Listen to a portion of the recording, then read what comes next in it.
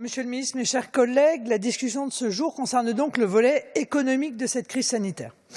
Comme je l'avais déjà évoqué le 11 février dernier, cette crise, triste mais réelle illustration de la mondialisation des échanges, pose la question de notre souveraineté industrielle. 2 mois après, ces mots sont toujours d'une criante vérité et demain, lorsque des mesures seront prises pour relancer notre économie, il faudra se souvenir en quoi les choix de politique économique de ces dernières décennies ont passablement affaibli la capacité de résilience de notre pays et sa capacité à encaisser une telle crise. En attendant ce monde d'après et les décisions de rupture auxquelles semble s'être converti le président de la République, nous débattons ce matin des mesures d'urgence que l'État met en œuvre pour répondre à l'effondrement de notre économie, effondrement que l'on souhaite tous le plus court possible. Mais comme vous, Monsieur le ministre, je crains que la crise économique ne dure et il me paraît nécessaire de rappeler cette vérité à nos compatriotes.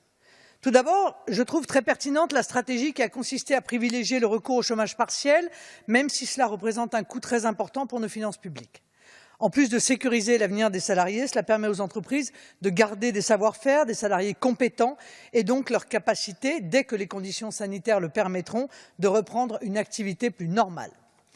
Pour ce qui est du soutien aux entreprises et particulièrement aux plus petites, permettez-moi de trouver que la solution retenue par le gouvernement, le Fonds de solidarité, manque de simplicité, donc d'efficacité, et paraît largement insuffisant face à la fermeture administrative des entreprises.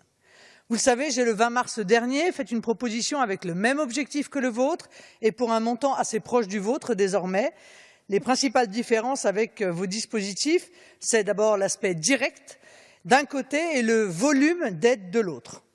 Sur bien des aspects, cette crise rappelle que la lourdeur administrative ralentit les effets des politiques sur le terrain. Vous avez, Monsieur le ministre, vous-même reconnu en commission un problème d'engorgement si plus d'entreprises font appel à ce fonds, notamment à son 2e étage. Là où vous mobilisez les circuits intermédiaires, BPI, banque commerciale, etc., mettez en place des critères d'attribution, plus de 50% de perte de chiffre d'affaires par exemple, et utilisez 2 niveaux de réponse en fonction des montants, je propose un dispositif d'appui en fonds propres soutenant directement et automatiquement les entreprises de moins de 1 000 salariés. Il s'agit d'un forfait de 1 500 € par entreprise, auquel s'ajoutent 1 000 € par salarié, et ce, chaque mois. Ces fonds seraient versés tant que dure la crise, directement par la Banque de France sur le compte des entreprises. Ce dispositif permettrait de pallier aux problèmes de liquidité de nos entreprises de moins de 1 000 salariés, sans discrimination, sans procédure bureaucratique, sans trou dans la raquette et même sans effet d'aubaine. Étant observé que les mécanismes prévus permettent d'ores et déjà aux grandes entreprises de trouver les solutions adaptées à leur situation. À côté de ce fonds, vous augmentez passablement le compte d'affectation spéciale participation financière de l'État pour le porter à un niveau de 20 milliards d'euros. Je sais qu'il est difficile de dire à quel niveau et dans quelles entreprises vous comptez prendre des participations. Mais si 2 fleurons comme Renault et Air France sont évoqués, pourriez-vous nous donner les critères de choix? L'emploi, le secteur, les entreprises ciblées par des puissances étrangères. Bref, quelle stratégie? Un mot bien sûr sur l'augmentation du prélèvement sur recettes au profit de l'Union européenne, dont vous faites guerre de publicité, et ça se comprend vu la nullité de l'Union européenne durant cette crise, à tel point que Mme von der Leyen a dû présenter ses excuses au nom de l'Union européenne. Certes, la BCE a joué son rôle, mais comme nous n'avons plus le levier monétaire, il est juste normal que celle qui détient ce levier l'utilise. Ce prélèvement est pour moi l'occasion de rappeler qu'il n'existe pas d'argent de l'Union européenne, mais seulement de l'argent des nations donné à l'Union européenne.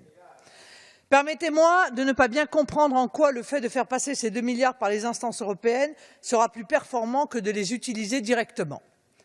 Avant de conclure, je souhaite publiquement féliciter les entreprises de toute taille qui ont, de leur propre initiative, adapté leur production parfois en profondeur pour fournir en matériel de protection les travailleurs français et notamment les personnels soignants. Cependant, je me désole que ces initiatives n'ont pas toujours trouvé un soutien rapide, plein et entier de l'État et surtout je regrette que l'absence totale de stratégie étatique dans le domaine industriel ait entraîné un retard considérable à l'allumage.